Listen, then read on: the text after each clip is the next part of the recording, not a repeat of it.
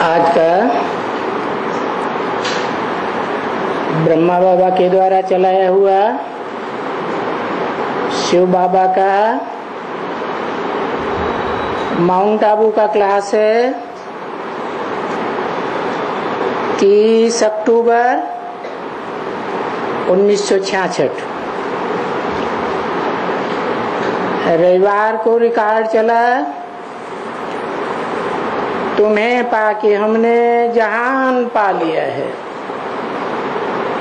जमी तो जमी आसमान पा लिया है। किसे पाके?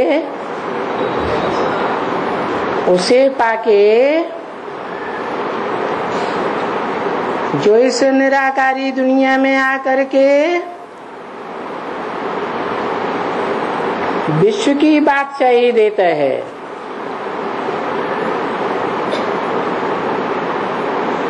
सारे जहान की ताकत दे देता है। नर को नारायण बना देता है।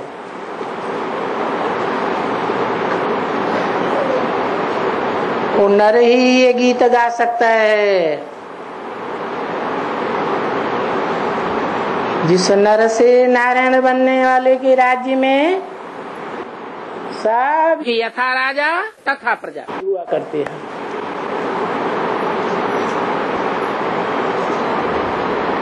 वो गीत गाते हैं, दिल का गीत गाते हैं।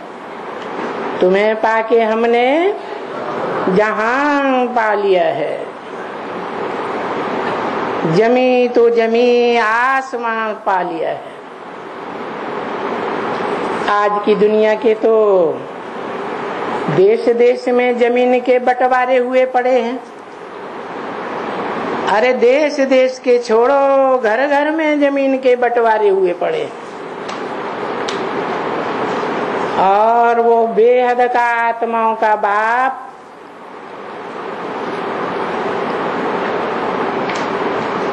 जो आत्माओं की तरह अणुयान,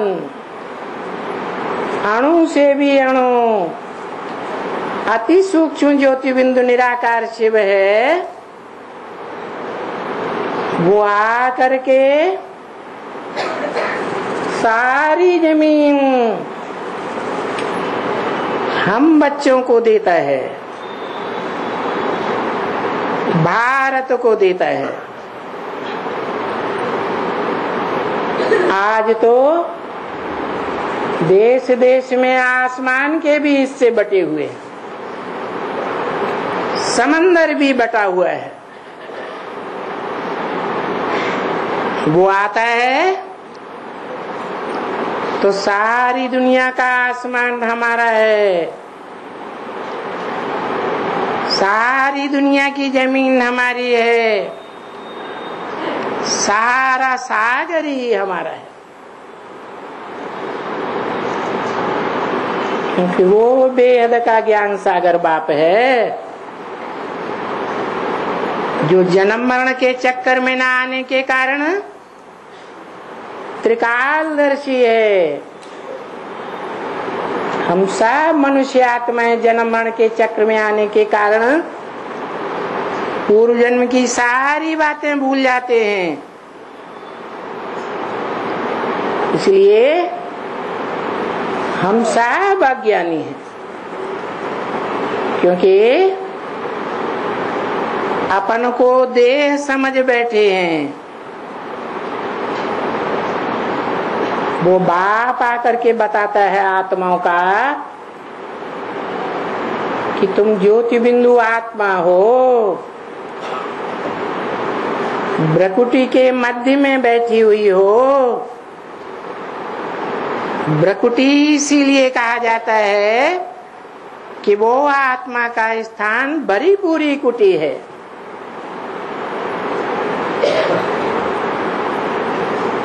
ऐसे नहीं है कि राजा कोई नीचे स्थान में बैठेगा। आत्मा का ये शरीर राज्य है और राजा राज्य के ऊंचे स्थान में, मूर्धन्य स्थान में, भ्रकुटी के बीच में विराजमान है। इसका प्रूफ है, भ्रकुटी के बीच में गोली मारी जाए तो तुरंत खत्म हो जाएगा, देह छूट जाएगी। और शरीर के किसी दूसरे अंग में गोली मारी जाए तो जैसे इंदिरा गांधी को छाती में 27 गोलियां दागी गई, फिर भी एक इस हॉस्पिटल से दूसरे हॉस्पिटल में ले जाते रहे, जीवित रहने की संभावना थी। अगर मारने वाले बलवंत सिंह को पता होता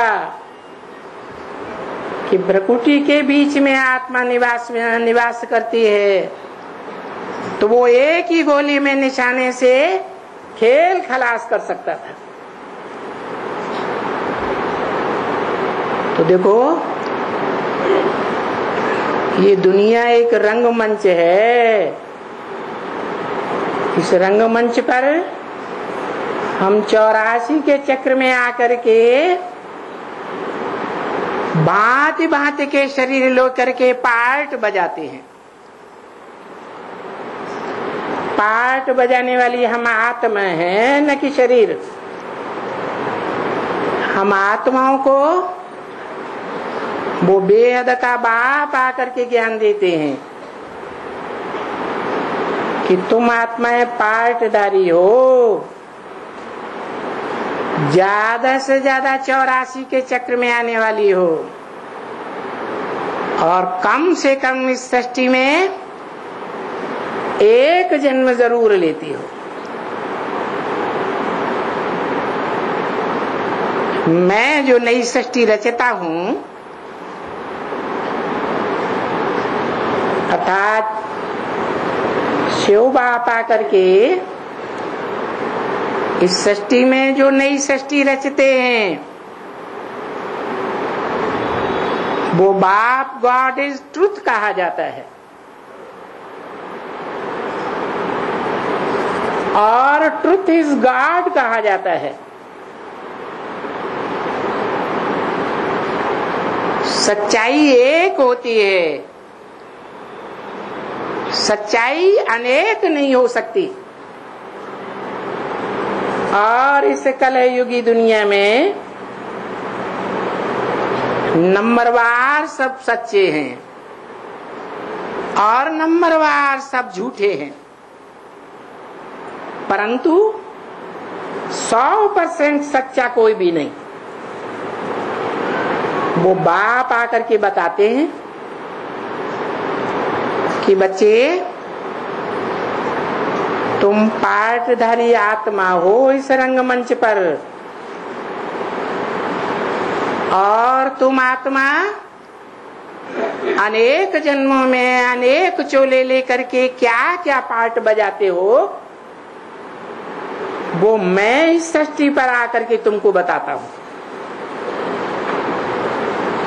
ये ज्ञान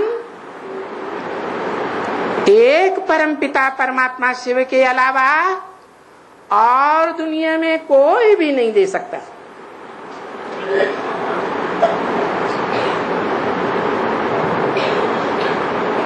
वो ज्ञान का दाता एक है और अज्ञान के दाता अनेक हैं। जो अनेक मनुष्य गुरु अज्ञान के दाता हैं,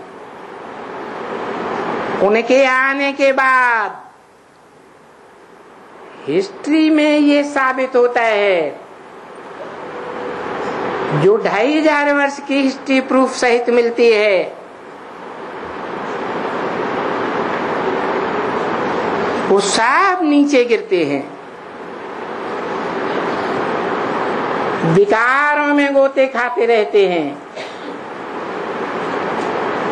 खुद भी नीचे गिरते हैं और उनके फॉलोअर्स भी नीचे गिरते हैं। और नीचे गिरने का कारण क्या है? कारण एक ही है, जो वेदों में भी बखान किया गया है, ऋते ज्ञानान्य मुक्ति, ज्ञान के बगैर मुक्ति नहीं होती है, दुखों से मुक्ति नहीं होती है, विकारों से मुक्ति नहीं होती है, इस बंधन की दुनिया से मुक्ति नहीं होती है, देह से मुक्ति नहीं होती है।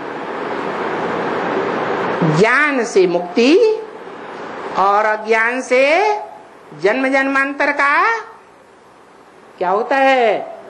बंधन होता है। सब देह के बंधन में बंधे हुए। अगर कोई चाहते भी हैं कि हम सुइसाइड कर लें, देह के बंधन से मुक्त हो जावें, परंतु उन्हें पता नहीं है कि और ही जास्ती बंधन में बंध जाते हैं। भूत प्रेत का चोला मिलता है। भूत प्रेत सूक्ष्म शरीरधारियों को कहा जाता है। वो सूक्ष्म शरीरधारी आत्माएं जिनको शरीर नहीं मिलता कर्म करने के लिए,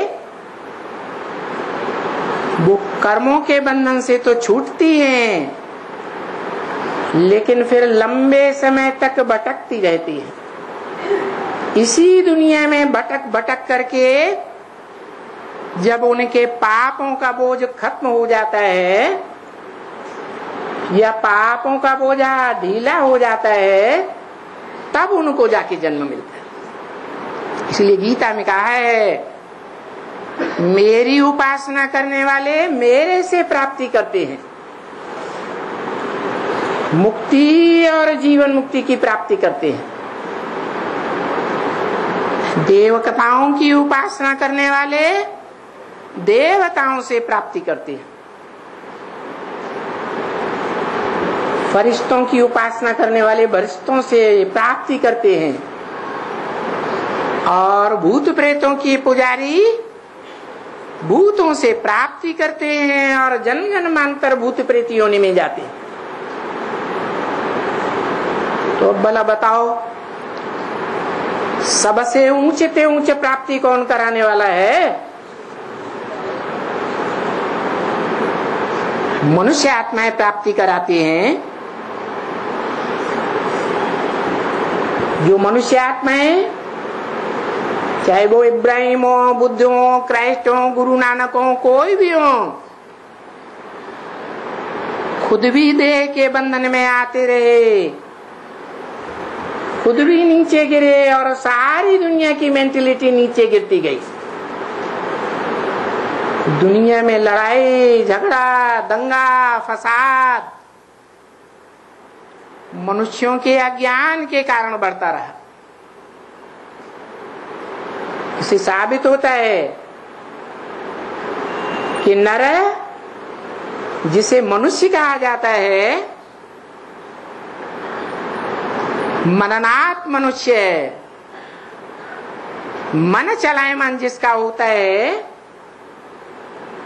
वो मनुष्य का हो नर का हो, वो नरक बनाता है इस दुनिया को, और नर को नारायण कौन बनाता है? एक ही भगवान है जो नर को नारायण बनाता है। परंतु मनुष्य गुरुओं ने श्रीमद् भगवत गीता, जो दुनिया का सर्वश्रेष्ठ ग्रंथ है, वो एकमात्र ग्रंथ है जो भगवत गीता गाई हुई है, भगवान की गाई हुई गीता। वो भगवत गीता में, जो भगवत गीता व्यास प्रसादात, व्यास के प्रसाद से हम सबको मिले, भारतवासियों को खास। वो गीता में साकार कृष्ण का नाम डाल दिया। पुराने प्राचीन यूरोपीय विद्वानों ने प्रूफ दे करके साबित किया है कि पहले पहले ये गीता एक निराकारवादी रचना थी। बाद में जो कृष्ण प्रेमी भक्त थे उन्होंने उसमें कृष्ण का नाम डाल दिया। अब सोचने की बात है। कृष्ण 16 कला संपूर्ण गायन करते हैं, हे कृष्ण नारायण वासुदेव, अर्थात जो कृष्ण है वो ही नारायण है। नारायण विश्व का मालिक है। ऐसा विश्व का मालिक सतयुग में हुआ जिसके होने की बात शास्त्रों में भी लिखी है कि सतयुग में नारायण का राज्य था और वो सतयुग की स्थापना सत्य बाप ही आकर के करते हैं, जिनके लिए गायन है सत्यम शिवम सुंदरम।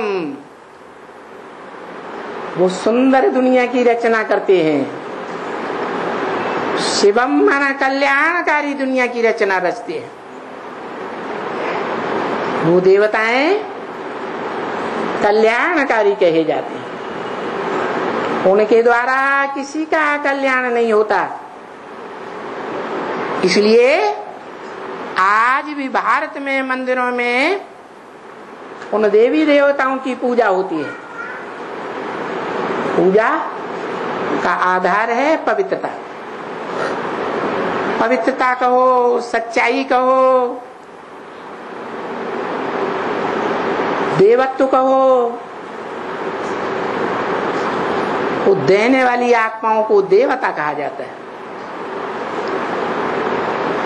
वो किसी से लेने की इच्छा नहीं करती सिवाय भगवान के। भगवान ही मनुष्यों को देवता बनाता है।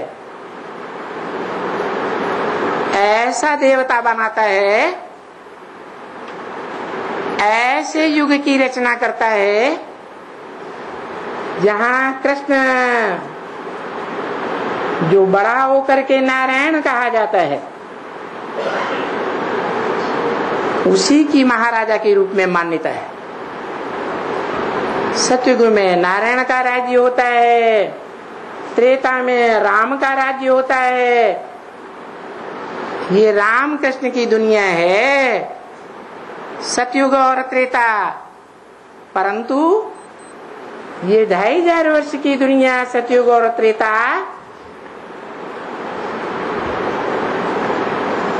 सुख की दुनिया है।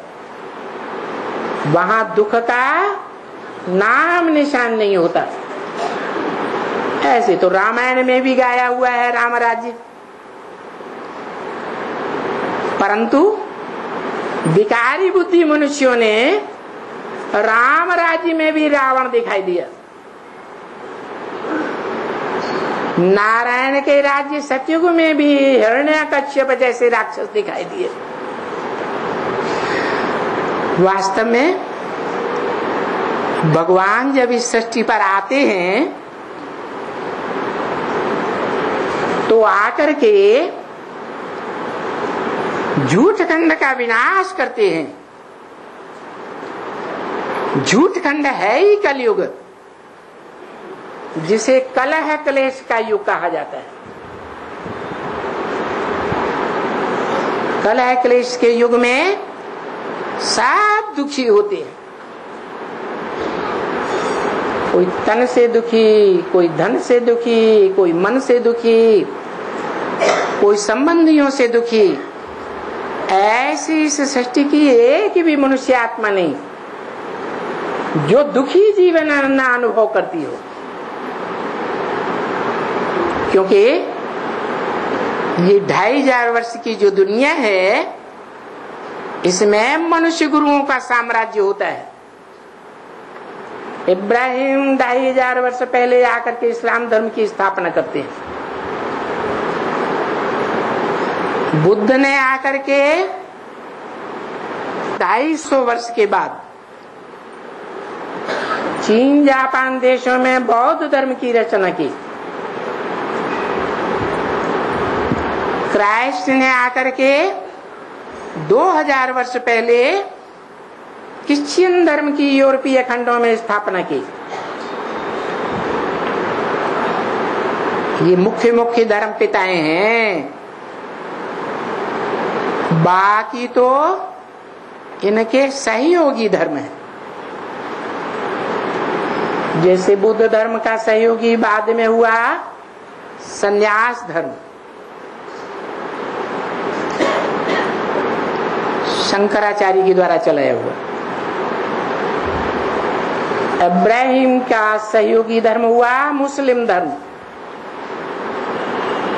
आज से 1400-1450 वर्ष पूर्व मोहम्मद ने आकर के इस्लामियों के अंधश्रद्धा को तोड़ा।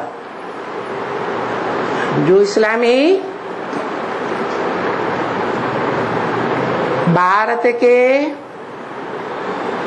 भारतवासी मनुष्यों की तरह मूर्तियों के उपासक थे, उन मूर्तियों का मोहम्मद ने आकर के खंडन कर दिया।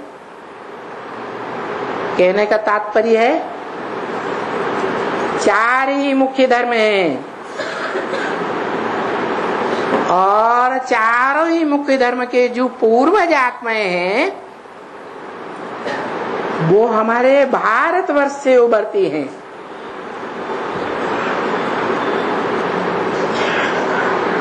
वो 4 आत्माएं ब्रह्मा के 4 पुत्र माने गए हैं।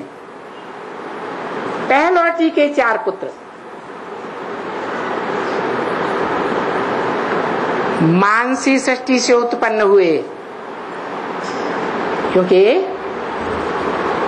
10 इंद्रियां श्रेष्ठ हैं, प्रबल हैं, परंतु 10 इंद्रियों से ज्यादा श्रेष्ठ मन है। मन 10 इंद्रियों को कंट्रोल करता है। तो मनसा की पावर से ब्रह्मा ने जिन 4 पुत्रों को उत्पन्न किया उनमें बड़े से बड़ा ज्ञानी पुत्र माना गया सनत कुमार, जिन सनत कुमार के नाम पर हमारे धर्म का नाम देवी देवता सनातन धर्म हुआ। ये देवी देवता सनातन धर्म, सनातन का मतलब ही है पुराने से पुराना, इब्राहिम के इस्लाम धर्म से भी पुराना, क्राइस्ट के क्रिश्चियन धर्म से भी पुराना। तो जितने भी धर्म हुए 2500 वर्ष के अंदर वो सब मनुष्य धर्म पिताएं हैं। अपने अपने धर्म के पिता जरूर हैं, अपने अपने धर्म के बाप हैं, लेकिन धर्म पिताओं ने भी अपने बाप को स्वीकार किया है।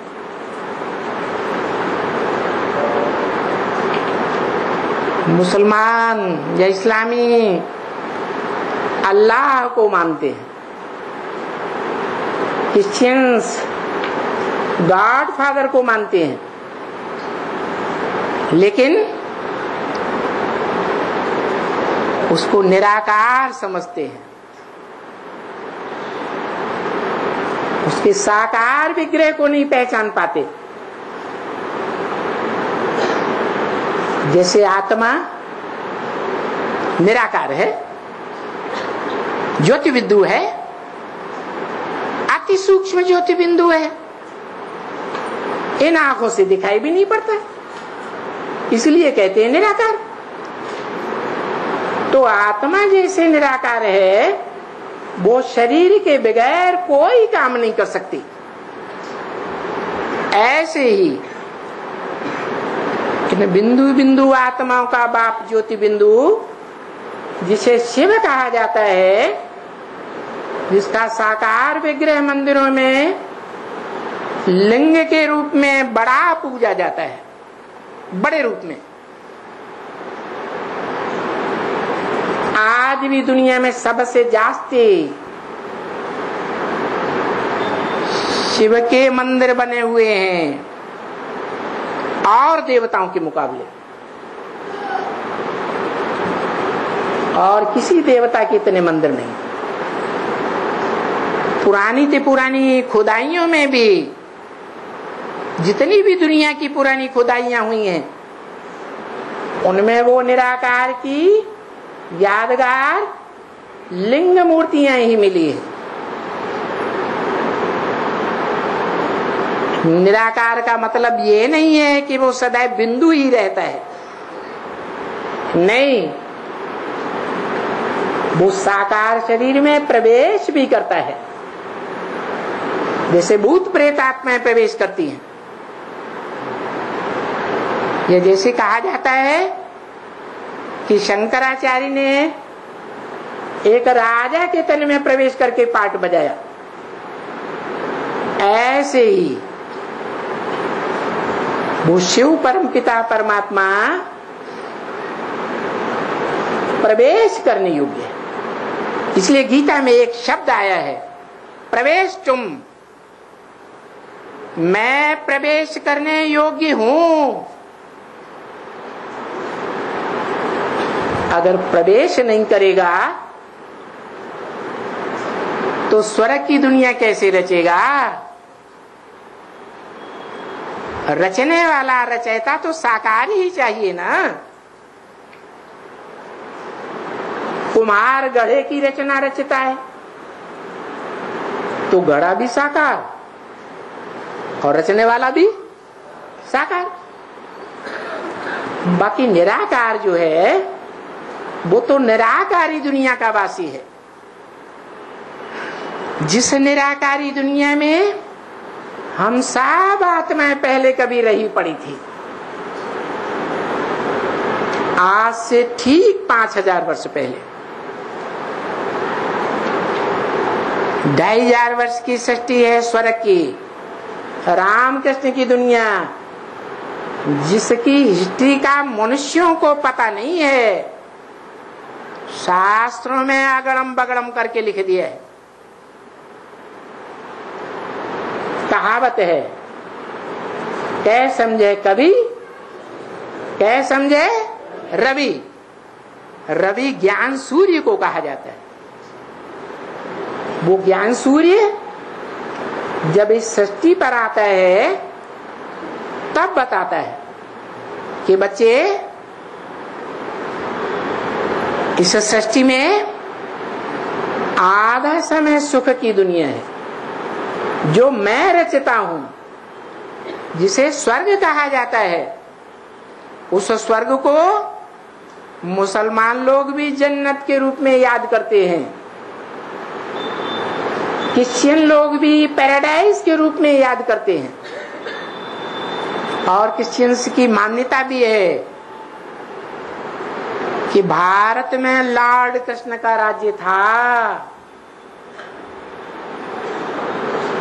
वो ये भी मानते हैं कि क्राइस्ट से 3000 वर्ष पहले भारत में पैराडाइज था, परंतु गहरी हिस्ट्री किसी को पता नहीं। वो भगवान बाप शिव आकर के बताते हैं, किसी साकार मनुष्य में आकर के बताते हैं। वो साकार मनुष्य का तन शिव बाप का रथ है, जो गीता में अर्जुन के रथ में एक रथ के रूप में दिखाया गया है। अर्जुन अर्थात सद्भाग्य का अर्जन करने वाला,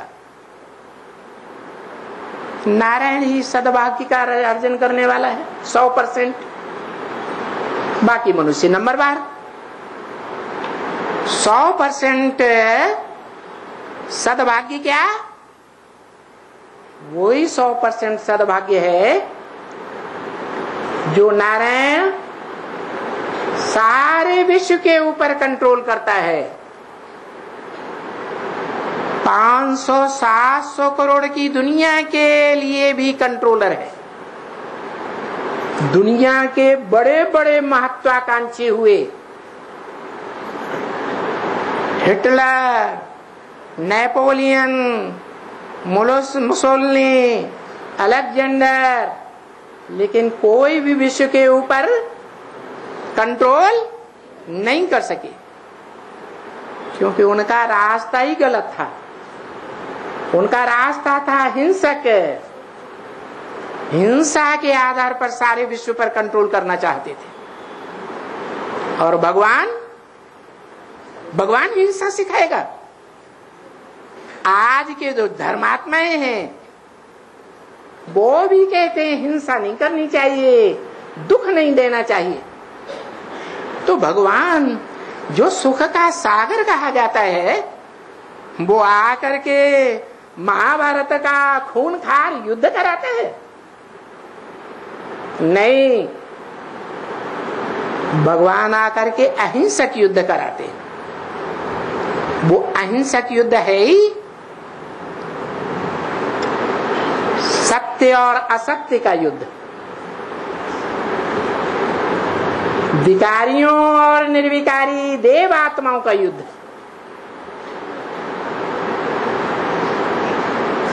द्वैतवादी द्वापर युग से जो द्वैतवादी धर्म आए, जिन्होंने आकर के दुनिया में दो धर्म, दो राज्य चलाए, दो भाषाएं चलाई, दो प्रकार की रीति रस्म रिवाज चलाए।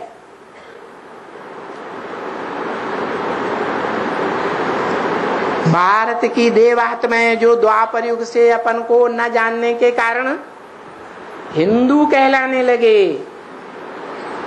उनकी रस्म रिवाज चली कि मृत्यु होने के बाद शरीर को जलाए देना चाहिए। और मुसलमानों में, क्रिश्चियंस में क्या रिवाज चली? नहीं, जलाना नहीं चाहिए, जमीन दोज कर देना चाहिए, जमीन में गाड़ देना चाहिए। जलाएंगे तो जिनके शरीर को जलाया गया उनको कष्ट होगा, क्योंकि वो जानते ही नहीं। शरीर अलग चीज है, 5 तत्वों का बना हुआ, और आत्मा अलग चीज है। शरीर विनाशी है और आत्मा अविनाशी है। तो उन्होंने ये रस्म चला दी। वो नहीं जानते हैं कि सारे रीति रस्म रिवाज जब भगवान कलयुग के अंत में आते हैं और सत्य युग की स्थापना करते हैं, सत्य बाप आकर सत्य ज्ञान सुनाकर, उस समय की बात है जिन्होंने भगवान का पूरा ज्ञान उठाया, उनकी बुद्धि में बैठा कि आत्मा बिल्कुल अलग चीज है, अविनाशी है, वो जलाई नहीं जा सकती। गीता के वचन के अनुसार भी काटी नहीं जा सकती, सड़ाई नहीं जा सकती। आत्मा तो अकाट्य है। इस बात की गहराई को और धर्म में कन्वर्ट होने वाले जो हिंदू हैं भारत के, वो और धर्मों का प्रभाव से प्रभावित होने के कारण इस बात को भूल गए कि आत्मा अविनाशी है और देह विनाशी है। आत्माओं का बाप वो अल्लाह मियां जो कहा जाता है, गॉड कहा जाता है, वो गॉड भी इस सृष्टि पर आकर के कोई मुकर्रर मनुष्य तन धारण करता है, परंतु भगवान बाप जब सृष्टि पर आते हैं तो मनुष्य गुरुओं के द्वारा अज्ञान का पहाड़ इकट्ठा कर दिया जाता है। वो अज्ञान का बड़े से बड़ा पहाड़ है कि भगवान हम में है, तुम में है, जानवरों में है गरीब अवतार लेता है, सुअर का अवतार लेता है, शेर का अवतार लेता है। अरे भगवान जो ज्ञान का सागर है, ज्ञान सुनाने के लिए मनुष्यों का आधार लेगा, मनुष्यों को ज्ञान सुनाएगा या जानवरों को सुधारेगा? जानवर ज्ञान को समझेंगे या मनुष्य ही समझ सकता है? समझ का काम और समझाने का काम मनुष्यों का है या जानवरों का है? मनुष्यों का है। मनुष्य में मन प्रधान है। मन प्रधान होने के कारण मनुष्य सच्चाई को और झूठ को परख सकता है बुद्धि के आधार पर। और भगवान तो बुद्धिमानों की बुद्धि है। वो आकर के जो ज्ञान सुनाता है, उस ज्ञान को सब आत्मा एक जैसा धारण नहीं कर सकती। कोई भी स्कूल में, विद्यालय में चले जाओ, सारे स्टूडेंट्स एक जैसी पढ़ाई पढ़ते हैं क्या? पढ़ते हैं? नहीं पढ़ते हैं। तो भगवान भी सृष्टि पर आकर के सारी सृष्टि के मनुष्य मात्र का जगत गुरु बनता है।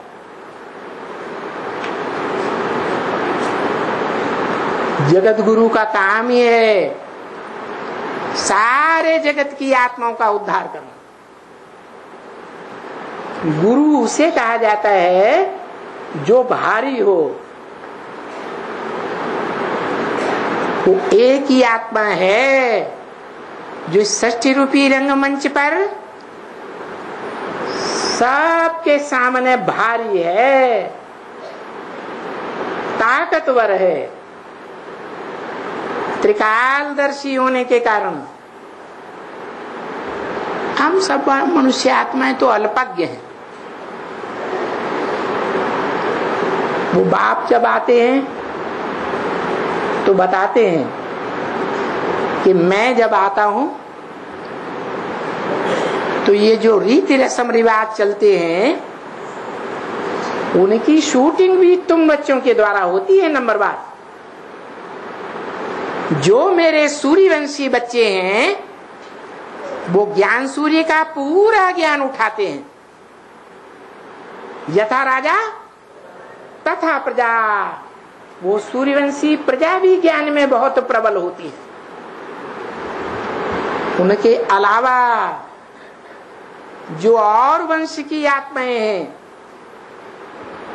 चंद्रवंशी, इस्लाम वंशी, बौद्ध वंशी, क्रिश्चियन वंशी आदि आदि आदि आदि, आज भी दुनिया में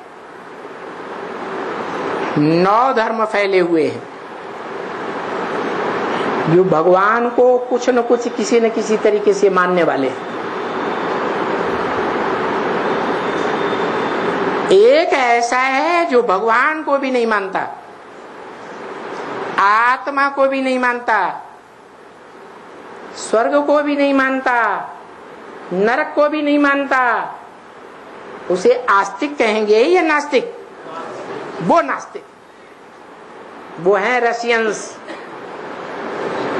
नास्तिक होने के कारण, भगवान को भी न मानने के कारण अच्छे से अच्छा काम करेंगे या खराब से खराब काम करेंगे। क्या खराब काम करते हैं? जैसे मूर्ख के लिए बताया कालिदास ने, मूर्ख जिस डाली पर बैठता है उसी डाली को काटता है। उसकी बुद्धि में ये नहीं है ये डाली गिरेगी तो हम भी धड़ाम से मर जाएंगे। ऐसे ही ये रशियंस ने क्या किया? एटम बम बना डाले। बुद्धि की तीक्ष्णता का दिखावा करके संसार को ऐसा खतरनाक बारूद बना डाला जो सारी दुनिया आज बारूद के ढेर पर खड़ी हुई है। वो स्वयं भी अंदर से डरते हैं कि अगर हमने इनका विस्फोट किया तो दुनिया भी भस्म होगी और हम भी भस्म हो जाएंगे। इसलिए जब से भगवान बाप इस सृष्टि पर आते हैं,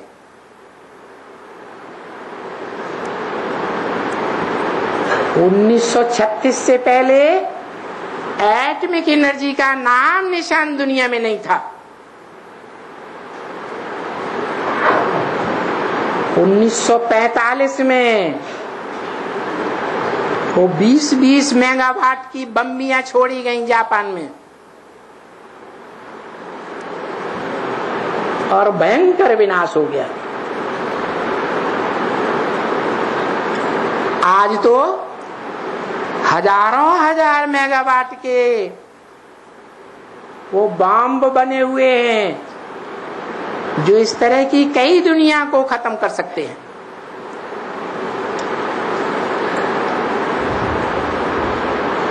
तो उन बम को निर्माण करने वाले नास्तिकों में ये ताकत नहीं है कि वो उनका विस्फोट कर सके।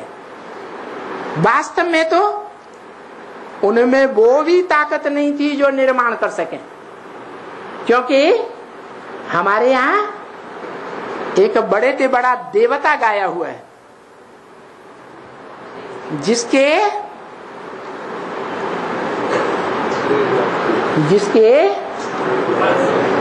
नाम के साथ हर हर बम बम जुड़ा हुआ है। वो देवता को भ्रकुटी के मध्य में एक तीसरा नेत्र दिखाते हैं। उस नेत्र को क्या कहते हैं? शिव नेत्र। वास्तव में वो कोई तीसरा नेत्र नहीं होता है, वो भगवान बाप शिव ही इस मनुष्य सृष्टि में जो श्रेष्ठ देवात्माएं हैं, उन देवात्माओं में भी जो श्रेष्ठ 3 मूर्तियां गाई हुई हैं, ब्रह्मा विष्णु महेश, और उनमें भी गाया जाता है देवदेव महादेव, ब्रह्मादेव, विष्णुदेव और महादेव। तो कौन बड़ा हुआ? महादेव बड़ा हुआ। भारत की हिस्ट्री में देख लो, ये परंपरा वहां से चलती है जहां से भगवान आते हैं इस सृष्टि पर। गीता में भी लिखा हुआ है, भले वो गीता व्यास प्रसादा, दाढ़ी मूछ वाले व्यास के प्रसाद से मिली है। दाढ़ी मूछ देवताओं की होती है या मनुष्यों को है? मनुष्यों को होती है। मनुष्य विकारी होते हैं या निर्विकारी होते हैं? विकारी होते हैं। कम से कम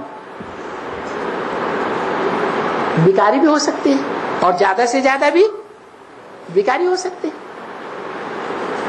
तो जो गीता लिखी है वो भी मनुष्य गुरु के द्वारा लिखी गई, जिस मनुष्य गुरु ने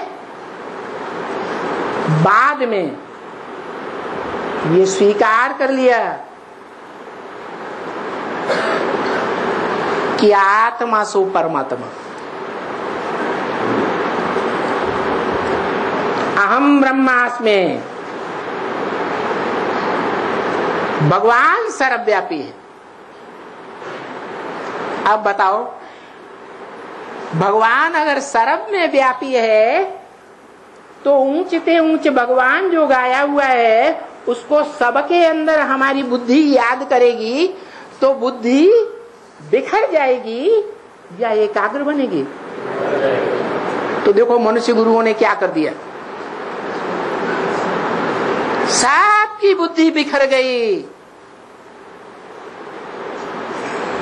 मन बुद्धि रूपी आत्मा एकदम विकृत बन गई, चंचल बन गई। ऐसी स्थिति जब हो जाती है सारी मनुष्य सृष्टि की, हिंदू भी कहते हैं भगवान सर्वव्यापी है, मुसलमान भी कहते हैं जर्रे जर्रे में भगवान वो अल्लाह मियां है, हिंदू भी कहते हैं कण कण में भगवान। जब ऐसी बात हो जाती है सारे संसार के मनुष्य मात्र में, तब भगवान आकर के हमको राजयोग सिखाते हैं, जिस योग में राज भरा हुआ है। किसके साथ योग? आत्मा का परमपिता परमात्मा शिव के साथ योग। कैसे पता चले कि वो परमपिता परमात्मा एक व्यापी है या सर्वव्यापी है? अरे दुनिया में राक्षसों से जो बहुत पाप करते हैं, दुख देते हैं, उनसे ऊंचे मनुष्य गाए हुए हैं, मनुष्यों से ऊंचे देवताएं गाए हुए हैं, देवताओं से ऊंचा महादेव गाया हुआ है, और महादेव से भी ऊंचा जो महादेव शंकर याद में बैठा हुआ दिखाया जाता है मोस्टली। याद कोई अपन से ऊंचे को करेगा या नीचे को करेगा? ऊंच को ही याद किया जाता है, तो वो किसको याद करता है? उससे ऊंचा कौन? वो महादेव भी देव आत्मा है। मनुष्य को देव बनाने वाला एक ही भगवान है, परंतु वो भगवान कृष्ण नहीं है। कृष्ण भगवान ने आकर के द्वापर के अंत में कोई पापी कलयुग की स्थापना नहीं की थी। भगवान ऐसा काम करेगा? दुखी सृष्टि का निर्माण करके जाएगा? नहीं, ये सब विकृत बुद्धि मनुष्यों की भूले हैं। भगवान तो इस झूठी सृष्टि में आकर के सच्ची सतयुगी सृष्टि का निर्माण करता है, जिस सृष्टि के लिए, झूठी सृष्टि के लिए तुलसीदास ने भी 500 वर्ष पहले लिख दिया था, झूठे लेना, झूठे देना, झूठे भोजन, झूठ चबेना। रग रग में मनुष्य के झूठ भरा पड़ा है। ऐसी जब झूठी दुनिया हो जाती है, तब उनको सच्चा बनाने के लिए सच्चा पातशाह, सच्चा भगवान इस सृष्टि पर आता है, और सर्वव्यापी होकर के नहीं आता है, वो एक व्यापी होकर के आता है। एक मनुष्य के रथ में आता है, जो सबसे जास्ती भाग्यशाली गाया हुआ है, जिसका पुरुषार्थ संपन्न होने पर वो नारायण कहा जाता है। नार माने ज्ञान जल, अयन माने घर, जिसका ज्ञान जल में ही घर बना हुआ है। दुनिया में सबसे जास्ती ज्ञानी कौन? किसको कहेंगे? कहेंगे त्रिदेव, शिव की 3 मूर्तियां, परंतु उनमें भी सबसे जास्ती ज्ञानी कौन? देवदेव महादेव। ब्रह्मा को तीसरा नेत्र शिव नेत्र नहीं दिखाते, विष्णु को भी तीसरा नेत्र शिव नेत्र नहीं दिखाते। किसको दिखाते हैं? महादेव को ही तीसरा नेत्र शिव नेत्र दिखाते हैं। उसके द्वारा भगवान बाप ज्ञानियों में मूर्धन्य के रूप में संसार में प्रकट होता है।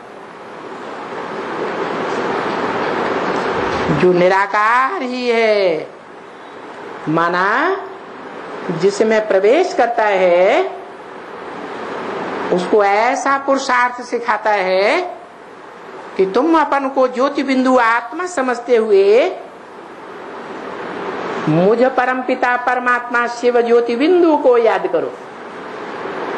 ये आत्मा का परमात्मा से योग है, जिसको याद करेंगे तुम भी वैसे ही बन जाएंगे। चोरों के साथ रहेंगे, चोरों को याद करेंगे तो कौन से गुण आएंगे? चोरी के गुण आएंगे। डकैतों के साथ रहेंगे, डकैती के गुण आ जाएंगे, डकैत बन जाएंगे। अब उपासना करनी है, उप माने नजदीक, आसना माने आसन मार के बैठना। कोई शरीर से आसन मार के बैठने की बात नहीं है, ये मन बुद्धि रूपी आत्मा की बात है कि अपन को मन बुद्धि रूपी आत्मा ज्योति बिंदु समझते हुए उस परम पिता परमात्मा शिव ज्योति बिंदु को याद करो, जिसका बड़ा आकार शिवलिंग है। वो शिवलिंग साकार शंकर की यादगार है, परंतु गलती से मनुष्यों ने शिव शंकर को एक ही आत्मा समझ लिया। अरे शिव माना कल्याणकारी और शंकर माने संहारकारी, संसार का शमन कर देता है। संसार में जो अशांत संसार हो जाता है उसको शांत कर देता है। कैसे? हर हर बम बम। जो एटमिक एनर्जी वो नास्तिक है, जो अपने को बड़ा अहंकारी समझते हैं हम ही भगवान हैं। हम चाहे तो सेकंडों में सारी दुनिया को भस्म कर सकते, इतनी हमारे पास ताकत है। उनकी बुद्धि को घुमाने वाला कौन है? उनको प्रेरणा देने वाला कौन है? जो अभी तक के इतने लंबे अंतराल के बाद भी बम विस्फोट नहीं कर सके, तृतीय विश्व युद्ध नहीं कर सके, चतुर्थ विश्व युद्ध नहीं कर सके। ये तृतीय विश्व युद्ध भी भारत के आसपास के देशों में होता है, परंतु वो एटमिक एनर्जी का युद्ध नहीं है, वो है माया का युद्ध है। जो गीता में कहा है अर्जुन को, हे अर्जुन, कामेश क्रोधेश रजोगुण समुद्भव, ये तेरे महाशत्रु हैं, तू इनको जीत ले। गीता में इतना स्पष्ट होने के बावजूद भी मनुष्य गुरुओं की बुद्धि नहीं चली कि भगवान आकर के हिंसक युद्ध कराते हैं या माया का युद्ध कराते हैं। ये माया जिसे काम क्रोध लोभों का संघात कहा जाता है,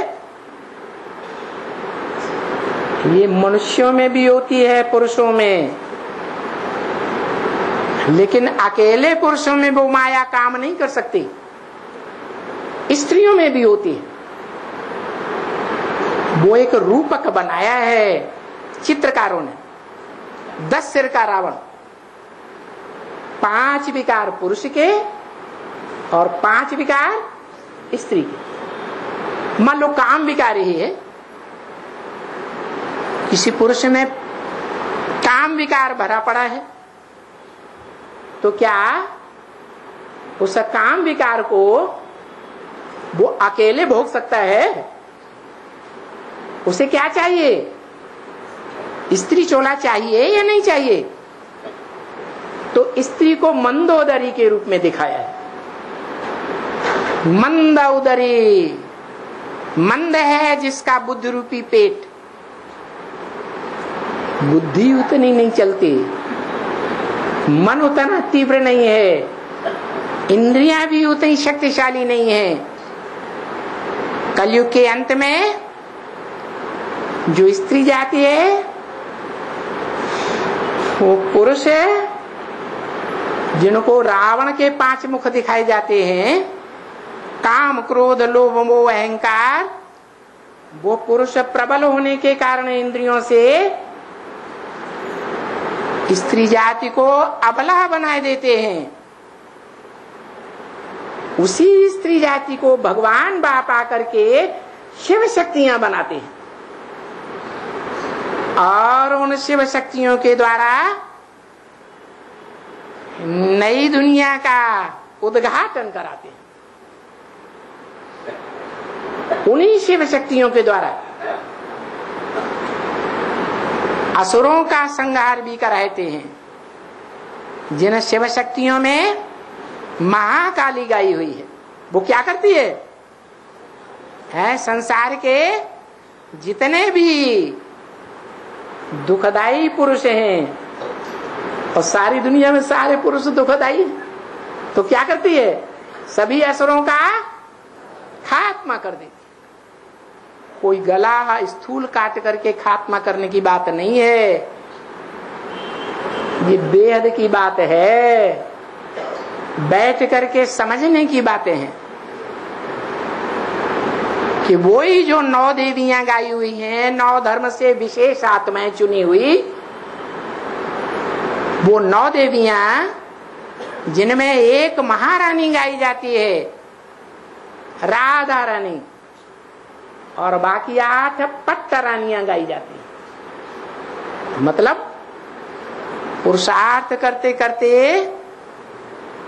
अंत में जब परीक्षा होती है माया की, आखिरी फाइनल पेपर होता है, तो वो पट्ट में गिर जाती है, नंबरवार। इसलिए वो नंबरवार देवियों के रूप में दिखाई जाती हैं, लेकिन हैं तो देवियां, नंबरवार देवियों का पद लेती हैं। उनमें जो लास्ट देवी है, 9 देवी 9 दुर्गा पूजन में जिसका लास्ट में पूजन होता है, वो है महाकाली। समझ में आ सकता है कि पुरुषार्थी जीवन में हर एक आत्मा नीचे से ऊपर की ओर चढ़ती है। आत्मा ज्योति बिंदु परम पिता परमात्मा की याद में ऊंची स्टेज धारण करती है, तो सत्व प्रधान बनती है। सत्व प्रधान देवी लक्ष्मी के रूप में, पहली देवी के रूप में पूजी जाती, और वही जब पुरुषार्थ में नीचे गिरती है तो तामसी महाकाली गाई जाती है, जिसका रूप दिखाते हैं कि भुजाओं को काट काट करके अपने कमर की लज्जा को बचाती है। इसकी भुजाओं को काटती है। भगवान की जो सहयोगी भुजाएं हैं, भुजा को सहयोगी कहा जाता है। भगवान की जो सहयोगी भुजाएं बनती हैं, उन भुजाओं को भी काट लेती है और अपना सहयोगी बनाती है, अपनी कमर की लज्जा बचाती है।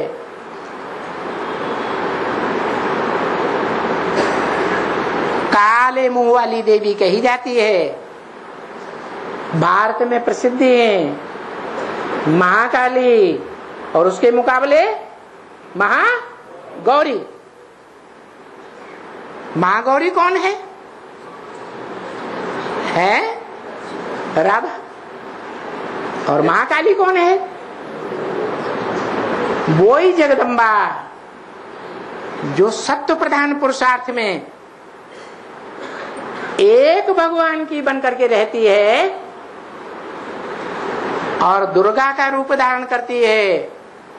दुर्गुणों को दूर करने वाली दुर्गा, वो ही जब तामसी स्टेज में आती है तो महाकाली जगदम्बा, जगत की अम्बा बनती है। एक कहते हैं भारत माता। किसकी माता?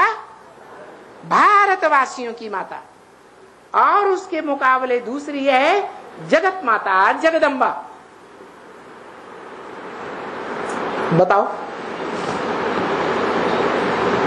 जगत माता जगदम्बा है, टाइटल मिला हुआ है, तो सब धर्मों की अम्बा हुई या सिर्फ श्रेष्ठ भारतवासियों की अम्बा हुई? सारे जगत की अम्बा। अब सारे जगत की अम्बा है तो सब धर्मों को जन्म देने वाली कौन हुई? भारत माता जगदम्बा। उस जगदम्बा का जो प्रारूप है, सबसे पहला रूप, वो ब्रह्मा के रूप में गाया हुआ है। ब्रह्मा ने बड़ी, मां माने मां, बड़ी पे बड़ी मां। अब उसको ब्रह्मा कह दो या जगदम्बा कह दो, बात तो एक ही हो गई। तो जो जगदम्बा है वो है अगला रूप, और ब्रह्मा है वो पहला रूप। ब्रह्मा की पूजा नहीं होती है क्योंकि दाढ़ी मूछ वाला है। दाढ़ी मूछ विकारी मनुष्यों को होती है या निर्विकारियों की होती है? विकारियों को दाढ़ी मूछ होती है। ब्रह्मा की पूजा नहीं होती, इसलिए ब्रह्मा के मंदिर नहीं होते हैं भारतवर्ष में, ब्रह्मा की मूर्तियां नहीं बनाई जाती हैं, और ब्रह्मा को आज कोई याद भी नहीं करता है।